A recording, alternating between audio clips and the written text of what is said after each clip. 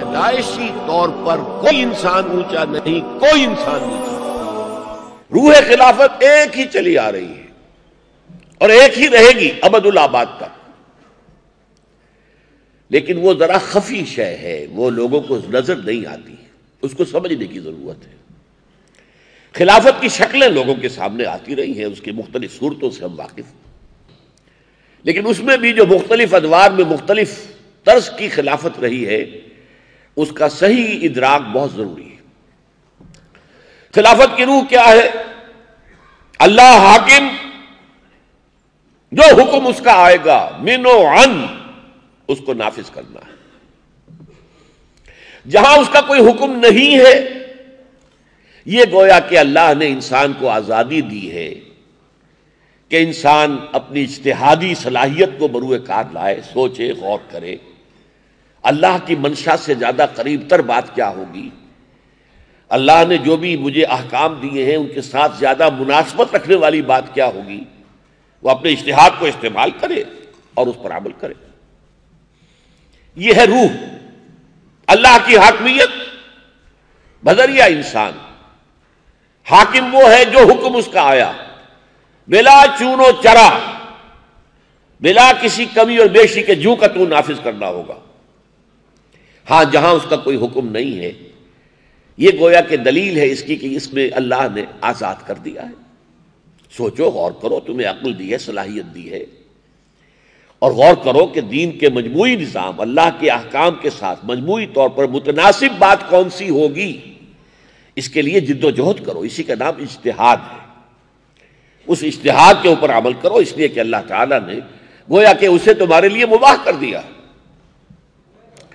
یہی وجہ ہے کہ یہ دو الفاظ اپنے ذہن میں جما لیجئے، امر اللہ اور امرہم۔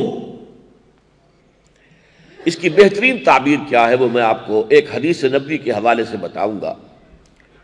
حضور صلی اللہ علیہ وسلم نے فرمایا، مثل المؤمن کمثل الفرس فی عقیتہ، مومن کی مثال اس گھوڑے کی سی ہے جو ایک کھوٹے سے بندھا ہوا ہے۔ بڑی پیاری حدیث ہے۔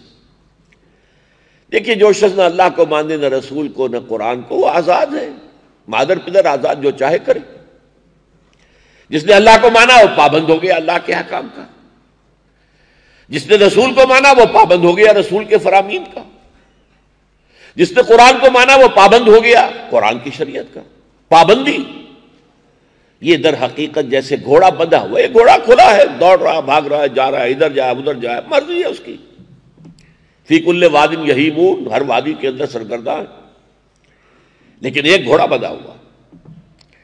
اب ذرا اس کو ایکسٹینڈ کر لیں، اس تمثیل کو جو حضور نے دی ہے، تشبیہ کہہ لیں اسے۔ فرض کیجئے آپ کے پاس ایک بڑا کھلا وسیع میدان موجود ہے،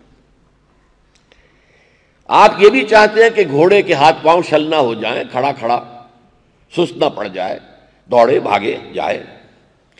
آپ 200 گز لمبی رسی سے اسے باندھ دیجئے کھوٹے کے ساتھ، اب 200 گز ریڈیس کا ایک دائرہ وجود میں آ جائے گا، اس میں یہ گھوڑا آزاد ہے، شمال میں جائے، جنوب میں جائے، مشرق میں جائے، مغرب میں جائے، 100 گز پہ جائے، 150 گز پہ جائے، عین 200 گز پہ پہنچ جائے، کھوٹے کے ساتھ لگ کر کھڑا رہے، اس کی آزادی۔ تو یہی سمجھ لیجئے کہ اسلامی ریاست یا خلافت کا جو اصل نظام ہے کہ ایک دائرہ ہے، یہ ہے اللہ کے احکام، اللہ اور اس کے رسول کے احکام، جن کے لیے قرآن مجید کی اصطلاح کیا ہے؟ حدود اللہ۔ تلک حدود اللہ فلا تعتدوها، کہ اللہ کی حدود ہیں، اس سے آگے مت بڑھنا۔ تلک حدود اللہ فلا تقربوها، آگے بڑھنا تو دور کی بات رہی، قریب بھی مت جانا، اس لیے کہ اگر زیادہ قریب چلے گئے تو اس بات کا اندیشہ ہے کہ کہیں بھول کر یا کسی تیزی کے اندر کہیں کراس نہ کر جاؤ، تو keep at a safe distance. فلا تقربوها، تلک حدود اللہ فلا تقربوها، تلک حدود اللہ فلا تعتدوها۔ یہ حدود اللہ ہے، اللہ اور اس کے رسول کے احکام، ان کے اندر جو ہے مباحات کا دائرہ ہے، ہر چیز جائز ہے۔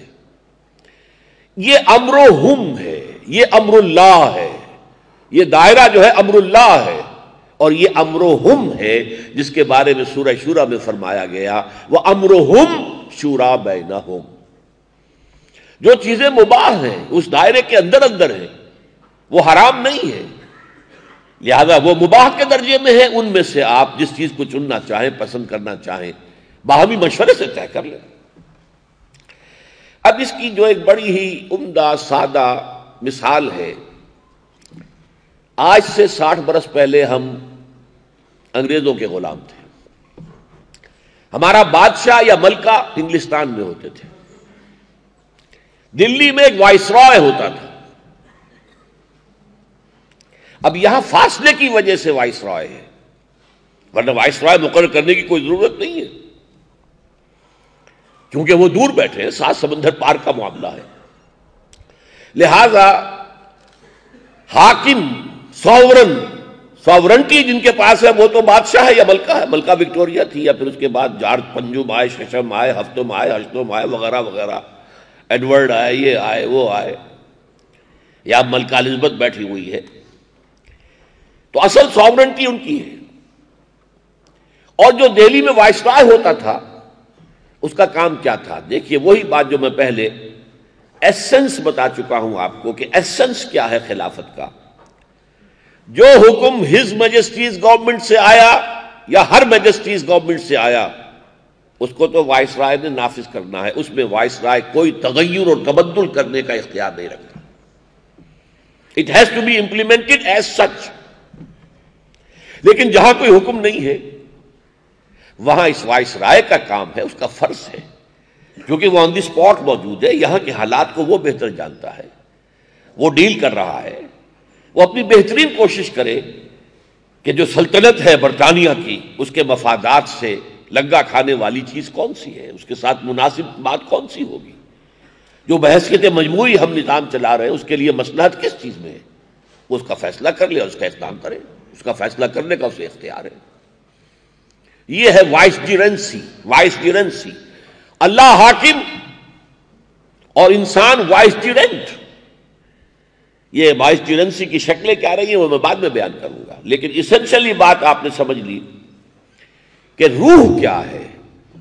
حاکم اللہ، حاکم مطلق، شارع حقیقی اللہ، اگرچہ اس کے ساتھ اضافہ کر لیجئے اس کا نمائندہ اللہ کا رسول، جو بھی رسول وقت کا رسول ہے، موسیٰ تھے جب موسیٰ کا وقت تھا، عیسیٰ تھے جب عیسیٰ کا وقت تھا، اب ہمیشہ کے لیے محمد ہے صلی اللہ علیہ وسلم۔ لیکن یہ نمائندے ہیں، حاکم نہیں ہے، یہ الہ نہیں ہے، الہ اللہ ہے، حاکم وہ ہے۔ ان الحکم الا للہ، حکومت کا اختیار اللہ کے سوا کسی کو نہیں ہے، حاکمیت اللہ کے سوا کسی اور کے لیے نہیں ہے۔ سروری زیبا فقط اس ذات بے ہمتا کو ہے، حکمراں ہے ایک وہی، باقی بتانے آزمی۔ لیکن یہ کہ ان کے نمائندے کی حیثیت سے محمد الرسول اللہ صلی اللہ علیہ وسلم۔ اب ان دونوں کے احکام جو ہے کتاب و سنت جس سے ہم تعبیر کریں گے وہ دائرہ ہے، اس دائرے سے آگے آپ کو نہیں جانا، دائرے کے اندر امرہم ہے، یہ اللہ نے آپ پر چھوڑ دیا ہے۔